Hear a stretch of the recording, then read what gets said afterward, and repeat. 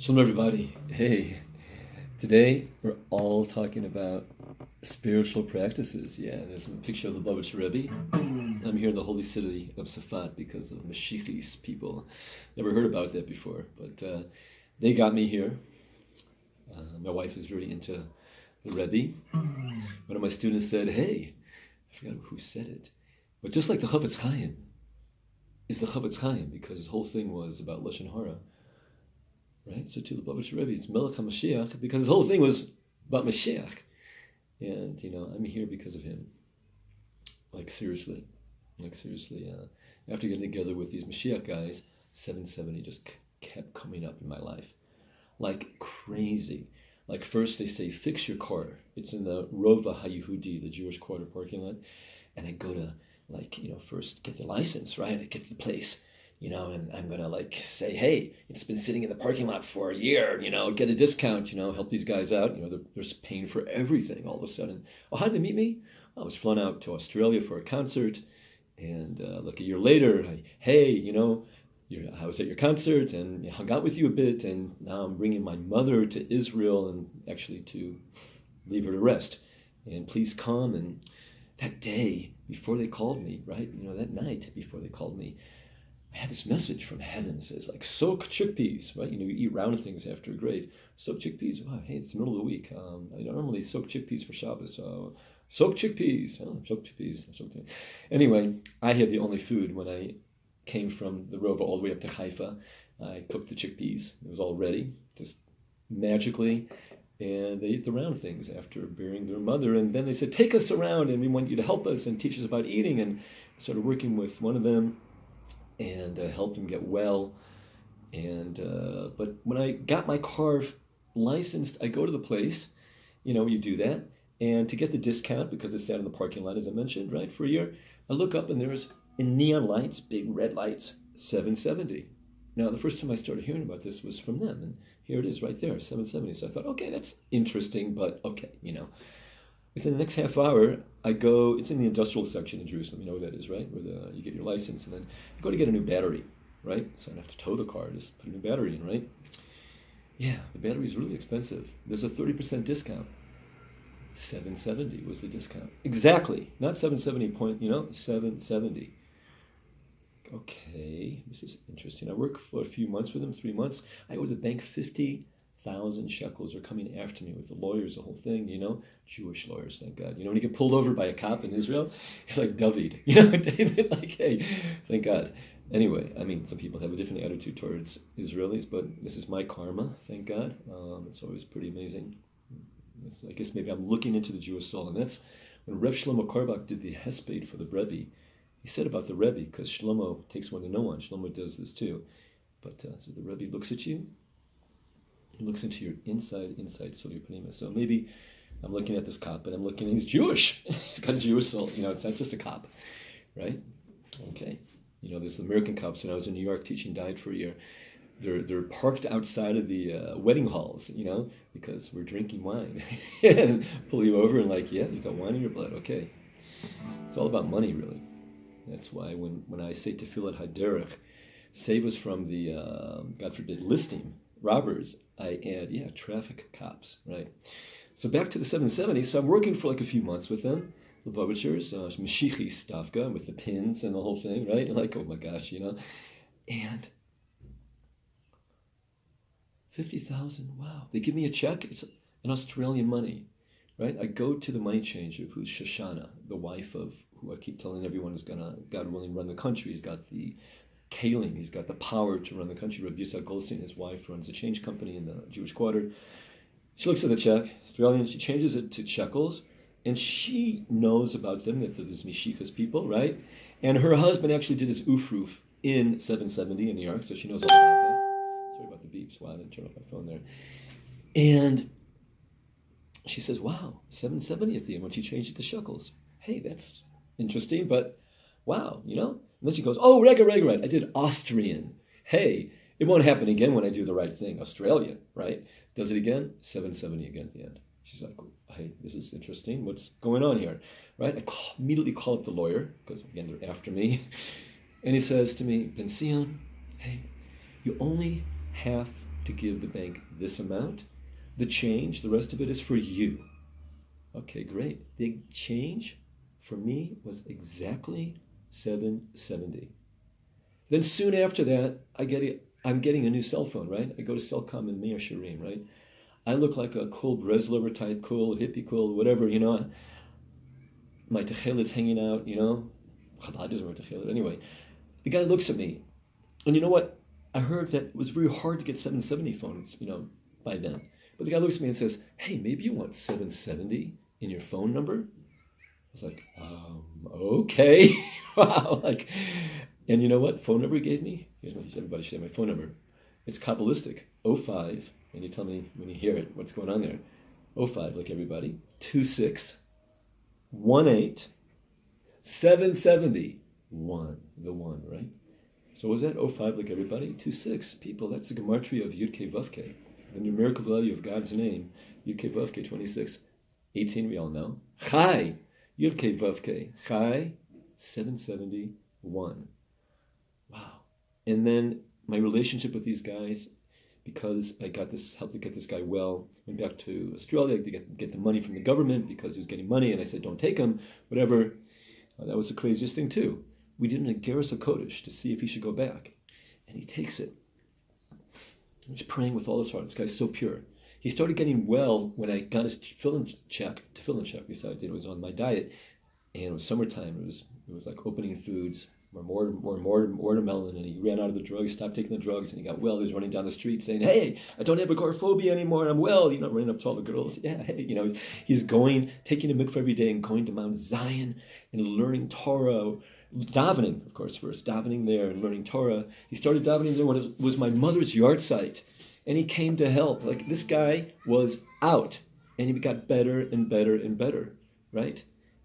Wow. But, he needed a few more months, but they want to take him back, so he didn't want to leave either.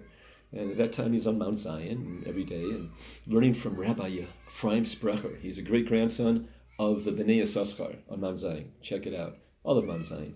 The most hidden thing, but the most real thing, God gave the Goldsteins Mount Zion. Do you realize that? King David's tomb, the whole giant, huge place.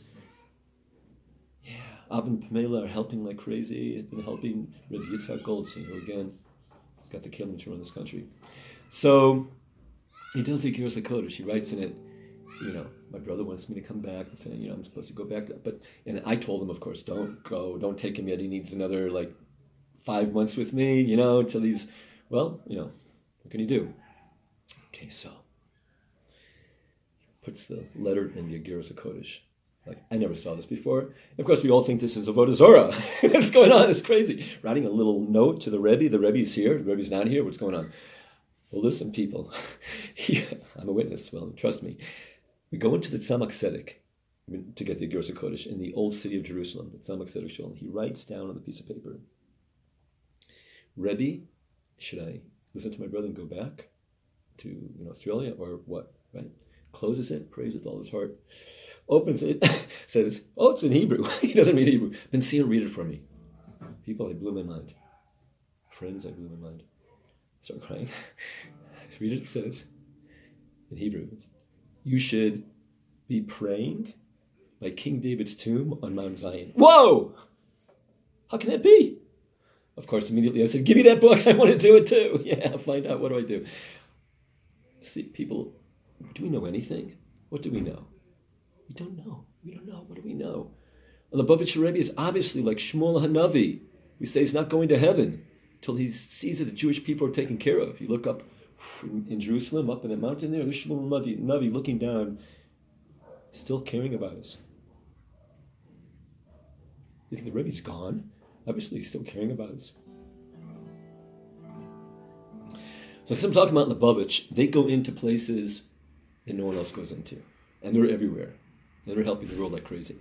And my introduction to Judaism was not through Lubavitch, it was Eshet Torah, Rav Noach Weinberg, who's very similar to the Rebbe, Lubavitcher Rebbe, in the fact that you send a guy out as soon as possible. It's emergency. Whereas my Rebbe, Rav Mordechai Goldstein, if you can see that picture, hey, let me bring it a little bit closer. Yeah,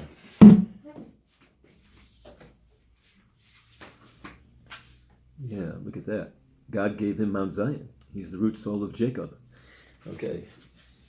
So after Rev Noach got me into God, and then I got back to my guitar, and he said, hey, you've been seeing some new guitar and religious and playing with Rav Shlomo Korbach and going to hospitals and helping to heal people and the whole thing. And then Rabbi Goldstein, Mount Zion, is like, okay, no, you're going to become a Talmud Chacham. It's after he got me into cooking for them and doing the rock concerts on Mount Zion, reigniting the Malav Malkas, the Holy Mount Zion, the whole thing. Well, the Lubavitcher Rebbe was looked at as, hey, sending guys out. That was the war. Send guys out immediately? What do you mean? My Rebbe's all about, no, build a guy, 20 years. 20-year Lech Lecha glasses, right? And this guy can grow. See the picture of him. He's going to be Rosh Hashiva and help more people. Okay, Lubavitcher Rebbe also had certain guys who he saw have to do that. But hey, it's an emergency situation. I'm that way with macrobiotics. Yeah, I teach. In the macrobiotic world, the real macrobiotic world, you don't counsel somebody till you've been eating centered for at least 15 years. But hey, man, I'm going to counsel people. I'm going to go out now. You're going to teach now. That's Rav Noach Weinberg. Whatever you learn, you teach. And Har Zion is you teach what you're learning right now. You just keep learning. Just keep learning. Keep growing. But it's time to get out there and help the Jewish people. And both aspects are true. The Breslov aspect, the Chabad aspect. Okay, I don't want to get too wordy here. But what I want to say is that Lubavitchers are going into deep places in India. Okay, that's amazing. Helping Jews everywhere to come back to their Jewish roots. So maybe I didn't go through Chabad because I went through a different spiritual path. And believe it or not, my first spiritual book has to do with India. And if I didn't find Eshet Torah and Rav Noach Weinberg, I probably would have gone to India to find the truth. Thank God for Baruch Levin, the first one who I heard wisdom coming from. And then they liked me and they said, hey, we want you to be our manager, and stayed in the Rova, got to Yeshiva. Just absolutely, everything is like amazing. Get out of Yeshiva because I'm going to play my music also. There is the guy again says, hey, you'd be our manager again, like Hashem guiding, helping all of us. I'm sure you have your story. So one of the earliest songs I wrote when I started developing my spirituality was a tribute to this book, the first spiritual book I read before I got into Torah. There's a lot of Torah in it.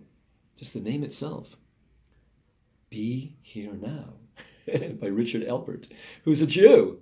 Right? Everybody hears a story about the granny who's going to the meditative classes and the yoga classes, but she's just sitting in the background doing crocheting and knitting.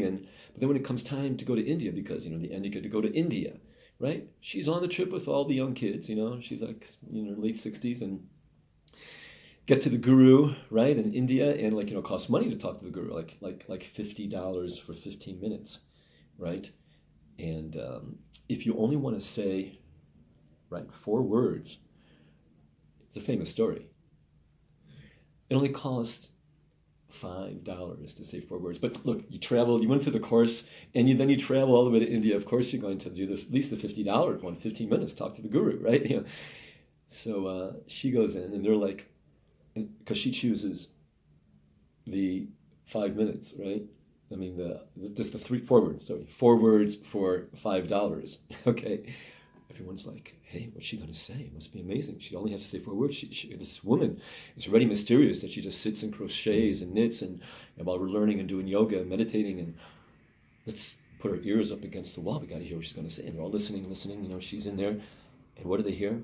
Reuven, you come home. Reuven, you come home. Well, Richard, Albert, was it him? I don't know. The Shlomo Korbach, our Rebbe, he came to India, he saw Richard, and he sat down and said, Reuven, brother. But anyway, thank you, Richard Alpert. I don't know what you're doing now, but meditation, and also in macrobiotics, when they talk about the highest level, 7th level is freedom. Freedom from judgment, freedom from everything, freedom. Well, meditation, freedom from your brain, freedom to go beyond. Well, it's all freedom in order to receive, to be like Bob Dylan says, everyone's got to serve somebody, to be a slave to God. It's all freedom in order to receive the Torah and be a slave to God. So we have to take it and use it as a prerequisite to serve God. In meditation, the Gemara says, the Chasidim Rishonim Hayushoim Shachat, they would wait an hour in meditation before they pray. After they prayed another hour of meditation, 3 times a day, right? Well, they prayed for an hour too, so that's 3 times 3.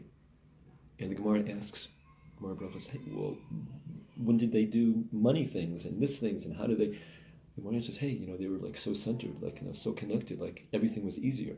You could put 9 hours into spirituality a day, and you don't have to put so much energy into everything else going on in this physical world, material world.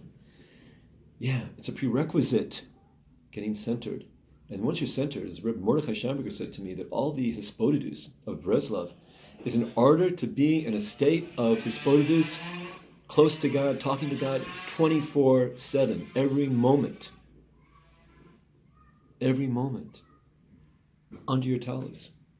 Every moment connected. According to the Bat Ayin here in Safat, who stayed when the earthquake happened 2 years ago, like they fell on the ground, they prostrated to God, and like the roof's caving in, but he saw it was like weird how it was caving in. So it's not just a natural thing, it's subnatural, and it's God, and if we give ourselves over, and they were saved. I mean, like amazing. I mean, 3,000 Jews, like, wow. The Bat Ayin, as I heard from Rav Frischman, Yitzhak Frischman, the Maggid Sher in Kosov and Safat, Chacham ro'at the nolad. A Chacham sees the nolad. So we normally learn that. It's in Pirkei Avos, right? The nolad, the birth that's going to happen from their actions. That, hey, you got to be careful what you do, because the repercussions of what's going to happen if you do this, it's like a Chacham sees that and he's careful about what right? Well, that's true, and it's got to be. But the Bas Ayin learns, Chacham ro'at the nolad, that in every split moment, there is a potential for a new birth. A new light, every moment, like Rabbi Mordechai Schamberger taught me, every moment, right? It's a chance for a new birth. And we got to have peace, people. Rabbi Mordechai Schamberger is probably the most Haredi rabbis, who wrote a pirush on the whole Tikkun Zohar. He's completely, but he is so special and so relating to all of us. Got to care about each other. So here's the song as a prerequisite. Yeah, and sometimes you got to work hard to get to this level of everything is going just fine. Realize everything is God is doing everything, controlling everything. Get back to God, everybody. It's all good. Ki le'alam chasto, David Melech says. Hodol Hashem, give thanks to God. Ki tov, because He's good. Ki, because le'alam chasto, His chesed, His goodness, His kindness is forever. But le'alam is also the word when Moshe Rabbeinu asked God, who do I tell them sending me? God says, Yud Kei Vav Kei, this is my name, Le'olam. And in every Sefer Torah, Le'olam is written without a Vav, La'alim, hidden, concealed.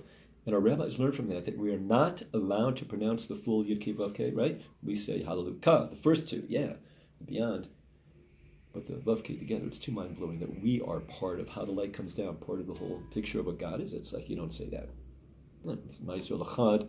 Close your eyes. One moment in the day, Rabbi Goldstein said to me, "It's one moment in that day when you say Shema, shh, you don't exist. There's only God's light, or you do exist in with God, and it's all God." And how do you understand that, right? David Aaron taught us that Rav Kook says, "You whisper Bruk Shem Kavod Malchuto L'Olam Va'ed," because Malchuto is third person. You just said Echad, Shem Elokeinu Hashem Echad, Shema Yisrael, right? Shem Echad. It's like Indian religion. Like it's the one. Like when I was in the Evergreen State College, after I read this book, Be Here Now, it was all about the one, the all. It's all God. I mean, you're God, I'm God, you're God, this God. The table. There's a table here. Hey. But no, we're Jewish. Can't just be that.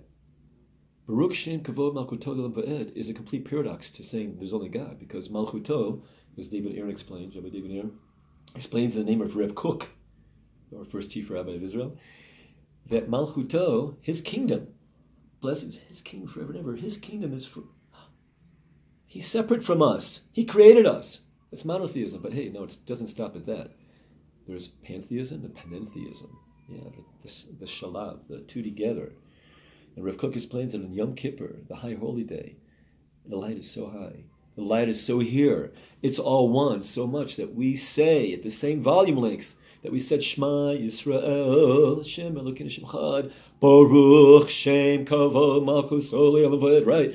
Same volume level, because it's Yom Kippur, the day is so holy, it's all one. Yom Kippurim, that Esther, that pure light, is maybe you've heard some of my classes, that pure light of Esther is together with that physical guy, Achashverosh, so there's Rosh Hush. It's all one. There's only God. but yet I exist. It's beyond. Okay, people. Hey. So, you gotta work hard to get to this level of be here now, to be in the now. And the now is so high. It's bisimcha. Yivat Hashem. Bisimcha is the letters makshava. It's all about our minds, as everybody's learning now and teaching and trying to make money about it. Take this course, that course. People, let's just all teach each other, like Mrs. Nash and Young said, just find someone who's turning. He's going to teach you for free and you'll come around. Let's all grab onto us. The non-Jews, or sages tell are it's got to be like how many grabbing onto the fringes of every Jew and saying, teach me, teach me, teach me. It's not Hashem. Okay, Richard. Jew boy, thank you for your book, Be Here Now, as a prerequisite to start our spiritual journey.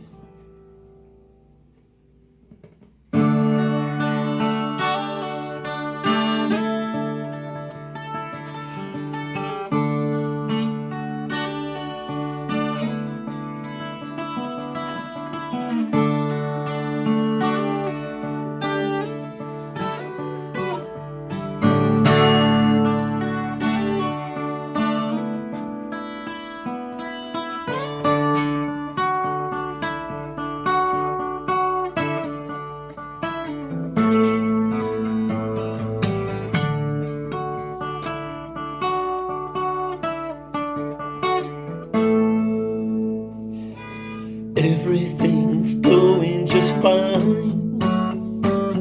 Nothing at all is on our minds.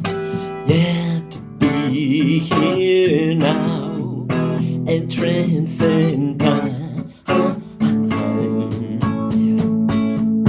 Be here now and transcend time.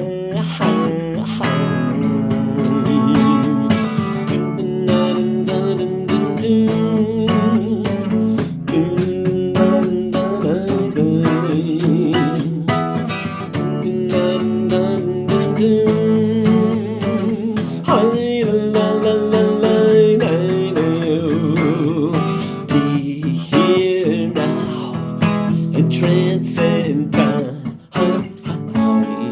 It's a joke time. Be here now and transcend time. Together. Everything's going just fine.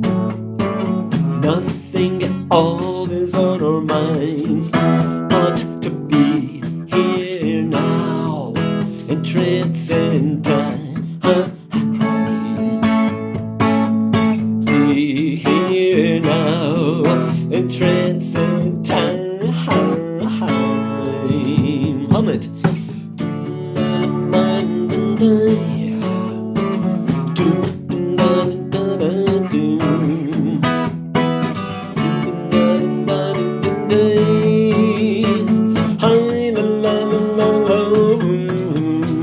Yeah, be here now and transcend time. Be here now and transcend time. Together, everything's going just fine. Nothing at all is on our minds, but to be here now and transcend time. Be here now and transcend time.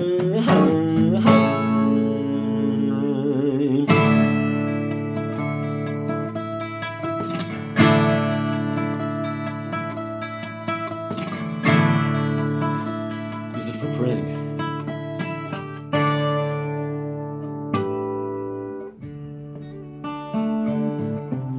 Let's everybody get to the quiet spot. It can be an active spot, but totally quiet because it's so connected to heaven.